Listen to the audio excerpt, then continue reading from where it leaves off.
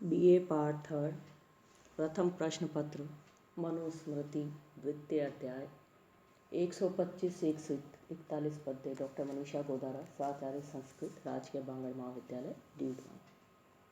मनुरचित मनुस्मृति के द्वितीय अध्याय का 125वां पद्य।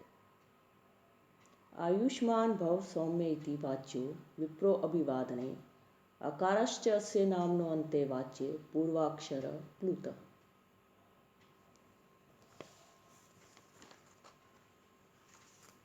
अभिवादन करने पर हे सौम्य आयुष्मान हो, यह ब्राह्मण से कहना चाहिए। नमस्कार करने वाले के अंत में पूर्व के अक्षर अकार को प्लुत अर्थात ह्रस्व से तिगुने जोर से कहना चाहिए। अभिवादन करने पर हे सौम्य आयुष्मान हो, यह ब्राह्मण से कहना चाहिए। नमस्कार करने वाले के अंत में पूर्व के अक्षर अकार को प्लुत अर्थात ह्रस्व से तिगुने जोर से कहना चाहिए। यो न वेति अभिवादस्य विप्रः प्रत्यभिवादनम नाभिवाद्य स विदुषा यथा शूद्र तथैव स। जो ब्राह्मण नमस्कार के बदले नमस्कार को नहीं जानता है, विद्वान को चाहिए कि उसे नमस्कार न करे, क्योंकि वह शूद्र के समान है। जो ब्राह्मण नमस्कार के बदले नमस्कार को नहीं जानता है, पंडित को चाहिए कि उसे नमस्कार न करे, क्योंकि वह शूद्र के समान है। ब्राह्मणम कुशलम पृच्छेत शत्र बंधुम अनामयम वैश्यम क्षेमम समागम्य शूद्रम आरोग्यम एव च। मिलने पर ब्राह्मण से कुशलता, क्षत्रिय से अनामय निरोगी होना, वैश्य से क्षेम कल्याण और शूद्र से आरोग्य पूछे। मिलने पर ब्राह्मण से कुशल, क्षत्रिय से अनामय, वैश्य से क्षेम और शूद्र से आरोग्य पूछे। अवाच्यो दीक्षितो नामना यव्यानपि यो भवेत् भो भवत्पूर्वकं त्वेनम अभिभाषेत धर्मविद। जो छोटा भी दीक्षित हो तो उसे नाम लेकर नहीं पुकारना चाहिए। धर्मज्ञ भो या भवत शब्द पूर्वक उसे बोले। जो छोटा भी दीक्षित हो, दीक्षा लिए हुए हो, तो उसे नाम लेकर नहीं पुकारना चाहिए। धर्म को जानने वाला धर्मात्मा भो या भवत शब्द पूर्वक उसे बोले। पर पत्नी तु या स्त्री स्यात् असंबंधा या च योनितः ताम ब्रूयाद भवति इत्येवं सुभगे भगिनी इति च। जो स्त्री पराई हो और जो योनि से संबंध न रखती हो अर्थात बहन आदि नहीं हो, जो रक्त संबंध नहीं रखती हो, बहन आदि न हो, उसे भवती सुभगे भगिनी यों बोले। जो स्त्री पराई हो और योनि से संबंध नहीं रखती हो अर्थात बहन आदि न हो, उसे भवती सुभगे भगिनी यों बोले। मातुलांश्च पितृव्यांश्च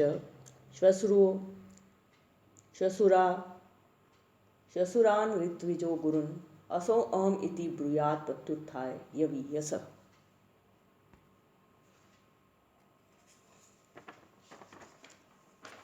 मामा, चाचा, ससुर, ऋत्विज और गुरु, इनको छोटा मनुष्य उठकर यह मैं हूँ ऐसा कहे। मामा, चाचा, ससुर, ऋत्विज और गुरु, इनको छोटा मनुष्य उठकर यह मैं हूँ ऐसा कहे। मातृश्वसा मातुलानि श्वशुरत पितृश्वा संपूज्य गुरुपत्नीवत् समास्ता गुरु भार्या समाता गुरुर भार्या। मौसी, मामी, सास और बुआ ये गुरु पत्नी के समान आदर के योग्य हैं, क्योंकि ये गुरु पत्नी के समान है। मौसी, मामी, सासू और बुआ ये गुरु पत्नी के समान आदर के योग्य हैं, क्योंकि गुरु पत्नी के समान हैं। भातुर्भायो उपसंग्रहा सवर्णा अहनि अहनि अपि विपोष्ये तूपसमग्राया ज्ञाति संबंधी योषितः। भाई की सवर्णा भार्या के चरणों की नित्य वंदना करें। जाति की तथा संबंधियों की स्त्रियों के चरणों को परदेश से आकर वंदना करें। भाई की सवर्णा भार्या के चरणों की नित्य वंदना करें। जाति की तथा संबंधियों की स्त्रियों के चरणों को परदेश से आकर वंदना करें। पितृ भगिन्या मातुश्च जाम्यां च स्वस्वर्यपि मातृवृत्तिम् आतिष्ठेत माता ताप्यो गरीयसी। बुआ मौसी और अपनी बड़ी बहन के साथ भी माता के समान बर्ताव करे, परंतु माता उनसे बहुत बड़ी है। बुआ मौसी और अपनी बड़ी बहन के साथ भी माता के समान व्यवहार करे, परंतु माता उनसे बहुत बड़ी है। दशाब्दाख्यम पौरसंख्यम पंचाब्दाख्यम कलावृताम त्र्यब्दपूर्वम श्रोत्यानाम स्वल्पेनपि स्वयोनिषु। पूर्व वालों में 10 वर्ष की, कलाओं के जानने वालों में 5 वर्ष की और वेद पाठियों में 3 वर्ष की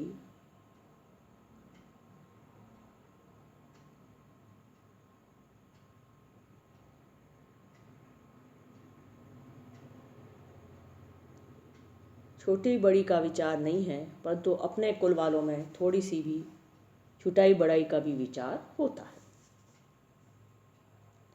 ब्राह्मणम 10 वर्षम तु 100 वर्षम तु भूमिपम पित्रा पुत्रो विजान्यात ब्राह्मण तु तयो पिता। 10 वर्ष के ब्राह्मण और 100 वर्ष के क्षत्रिय को पिता पुत्र जाने, उनमें ब्राह्मण पिता है। 10 वर्ष के ब्राह्मण और 100 वर्ष के क्षत्रिय को पिता पुत्र जाने, उनमें ब्राह्मण पिता है।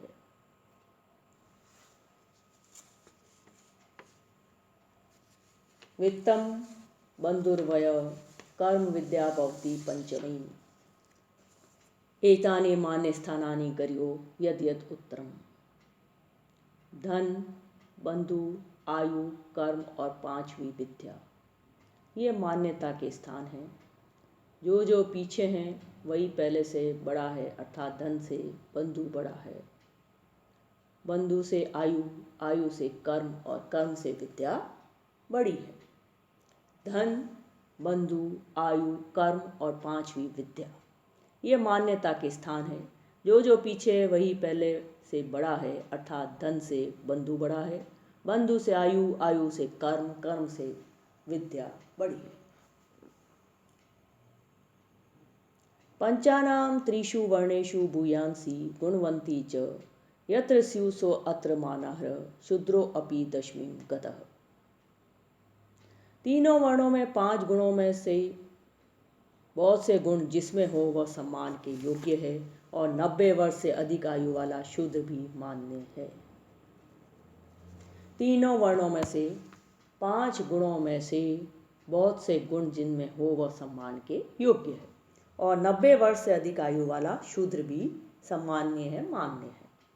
चक्रिनो दशमिस्तस्य रोगिनो भारिण स्त्रिया स्नातकस्य च राज्ञस्य पंथा देयो वरस्य च।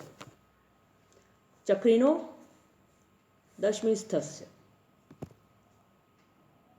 रोगिनो भारिण स्त्रिया स्नातकस्य च राज्ञस्य पंथा देयो वरस्य च। सवारी में बैठे हुए को, 90 से अधिक अवस्था वाले को, रोगी को, बोझ वाले को, स्त्री को, स्नातक जिसका समावर्तन संस्कार हो चुका हो, उसको, राजा को और दूल्हे को मार्ग देना चाहिए।